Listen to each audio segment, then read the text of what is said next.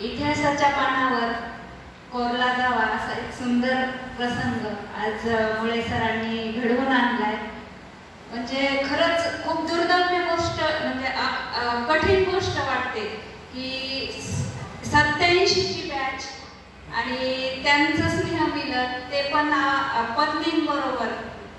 म्हणजे मी पण खूप माझ्या बॅचेसचे स्नेहसंमेलन केले, पण त्यामध्ये फक्त आम्ही विद्यार्थिनी आणि काही विद्यार्थी असंच एक ट्रेंड मी पाहिला. पण खरंच खूप सुंदर असा प्रसंग आहे आणि खरोखरच म्हणजे जे म्हणतात ना की एक अभ्यासक्रम ठरवताना काही ते पायाभूत मूल्य ठरवले जातात, तर त्यातलं एक महत्त्वाचं मूल्य आहे स्त्री पुरुष समानता. सर ते खरंच आज इथं पूर्ण झालं आणि आजच्या या प्रसंगाने मी तुम्हाला किती परिचित होते, पण तुम्ही मला परिचित होते.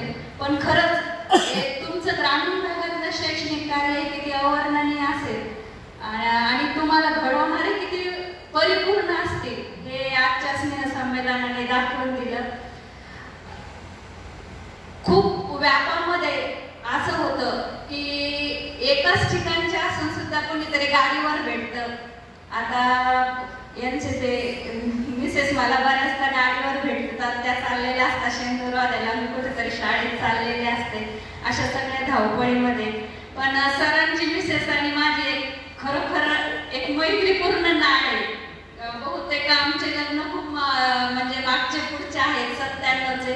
म्हणजे संसाराची जी सुरुवात आहे ती आमची मागे पुढेच झालेली आणि त्या मला कधी बोलल्याशिवाय पुढे गेले नाही आणि मलाही घरी आल्यानंतर त्यांना भेटण्याची एक ओढ राहायची.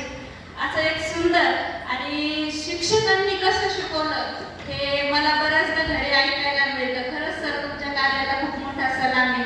मी सुद्धा एक शिक्षकाचीच मुलगी आहे आणि तुम्ही जो नामोल्लेख सतत केलं सय्यद सर, तर अतिशय अभिमानाने मी आज इथे नमूद करेन की ते सय्यद सर माझ्या वडिलांचे BAडचे वर्गमित्र होते आणि सरांची चौकशी करताना त्यांनी नातेवाईकांकडे जास्त चौकशी न करता सरांकडे जास्त चौकशी केली.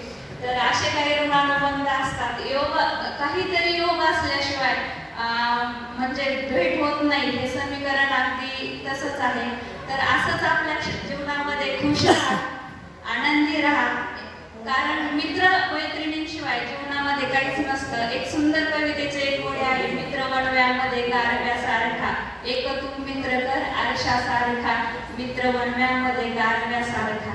तर तुमच्या प्रत्येकाला मी आज आमच्या दोघांच्या वतीने भरभरून शुभेच्छा देते आणि परमेश्वराला हे प्रार्थना करेल की हे जे मैत्रीचं वलय किंवा वर्तुळ निर्माण झालंय आज, ते सतत टिको, एकमेकांच्या सुखदुःखात सहभागी होता येऊ आणि आमच्या नरसेव कृपेने प्रत्येकाच्या जीवनामध्ये इतकी सुखाची बरसात होऊ दे नरसिंह भगवाना की कुणालाही दुःखाची छाया सुद्धा नको, एवढी मी प्रार्थना करते. आणि सर्व महिला भगिनींच्या वतीने हे मनोगत होतं. इथेच थांबते. विशेष म्हणजे आम्हाला आयोजकांनी जी बोलण्याची संधी दिली त्याबद्दल सरांचं आणि सर्वच आयोजकांचं मनपूर्वक शतशः धन्यवाद व्यक्त